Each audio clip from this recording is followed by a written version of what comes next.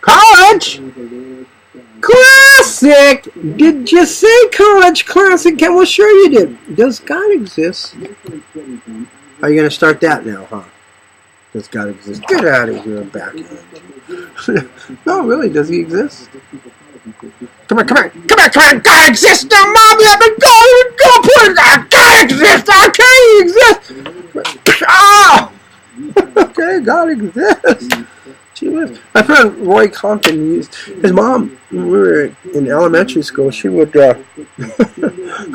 he'd sneak out the window because my mother had just passed away, and he wanted to comfort me.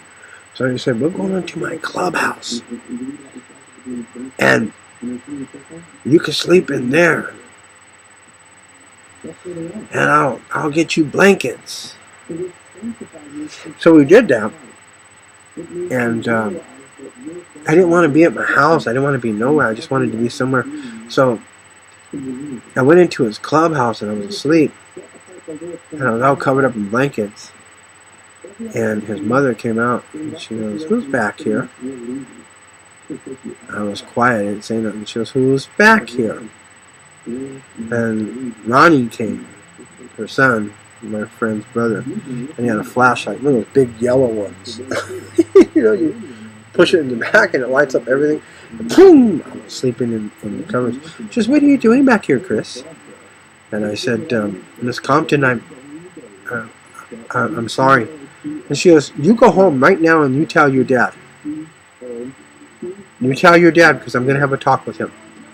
And I go, "No, Miss Compton, please don't." And she goes, "Go on, go home." And we got in trouble.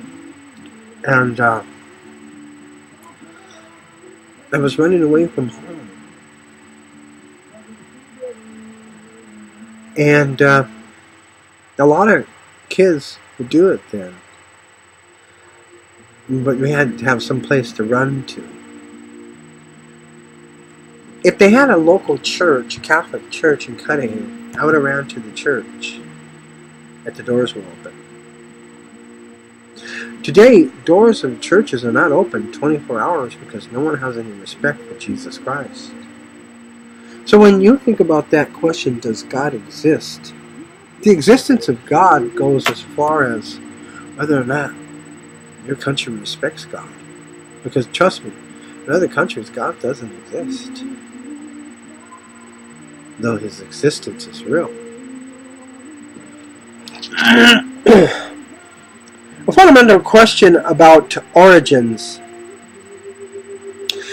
Who among us has not gazed up into the nighttime sky and wondered why we are here? When I was a young boy, I used to do that a lot. Mr. Zanilla, our principal of Park Avenue Street School, would have a certain contests and stuff, and we'd get to go to next door to the park, Cunningham Park, and we'd have kite flying contests, missile contests. I got to make a missile once, a rocket, and shoot it up, and it came back down with the parachute into the riverbed, Los Angeles riverbed. And we did so many other things, and I didn't know how I was going to get that rocket to shoot up. And my dad had a friend named Eddie from Vietnam, and he says, "Grab a car battery and hook 2 wires up to the back of the gunpowder that's on the back of that missile. It'll shoot right up." I go, "Will?" He goes, "Yeah." So we did it, and sure enough, it shot right up.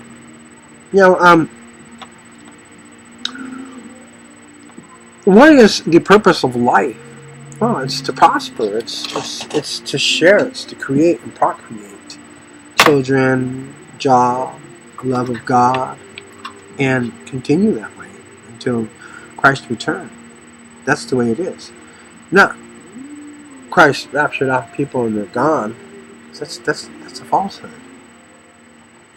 Christ returned to earth. That's what that is. But you got people scaring everybody. It's a rapture. Come on, it's rapture. You're going to miss the train. And then they kill them. Spiritual warfare. There was war in heaven. Satan and his demons battled against Michael and his angels. The place was found no longer in heaven. They were cast down to the earth. Woe unto the inhabitants of the earth, for the devil has come down unto you with great wrath, because he knows his time is short. At a time of an astonishing increase in knowledge about the universe, philosophers, scientists, and other thinkers ask these same questions. The assumptions they have drawn from a traditional scientific understanding and thoughtful reasoning have been tried and found wanting. Does God exist? Yes, God does exist. In the Smyrna, you see that they are suffering devil worship. And they're the synagogue of Satan, a lot of the people among them. And then we find that again in Philadelphia, where they're suffering the same thing the Smyrnians were suffering. And that is devil worshippers. Beelzebub, Lucifer, Satan, devil worship, the bees, etc. And they're practicing it. It's so odd. It's here. It's now. British theoretical physicist Stephen Hawking, author of the bestseller A Brief History of Time, From the Big Bang to Black Holes, consider some of these vital questions. We find ourselves in a bewildering world, he writes. We want to make sense of what we see around us and to ask, what is the nature of the universe and what is our place in it? And where did it and we come from? 1988, page 171. People have asked questions relating to our existence since the dawn of history, but rarely have they been so well expressed as the eminent scientists and historians and philosophers of our age. And Professor Hawking does not claim to have all the answers, but through his extraordinary scientific knowledge and ability, especially in the fields of astrophysics, cosmology, and the study of the nature of the universe, and mathematics, he asks the right questions. Well, first of all, what kind of mathematics? Would it be algebra?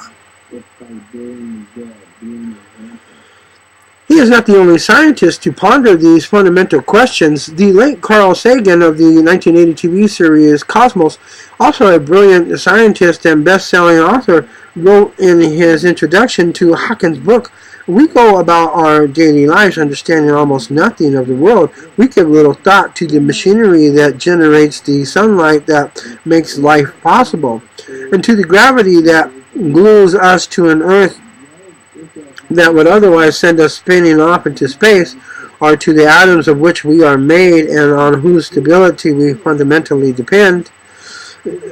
Sagan dictated his life of bringing scientific thought to the general public.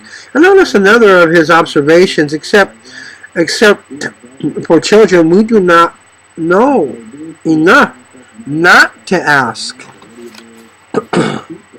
the important questions. A few of us spend much time wondering why nature is the way it is, and where the cosmos comes from, or whether it was always here. Abid. And perhaps most of us feel unqualified to weigh the mysteries of the universe, making our thinking we would be wasting our time, but that's not true. This intellectual curiosity comes with the territory of being human, and you should ask the questions, and you should seek out intelligible answers. Professor Hawking emphasized this point in the last pages of A Brief History of Time. If we do discover a complete theory that explains everything, it should in time be understood in broad principle by everyone.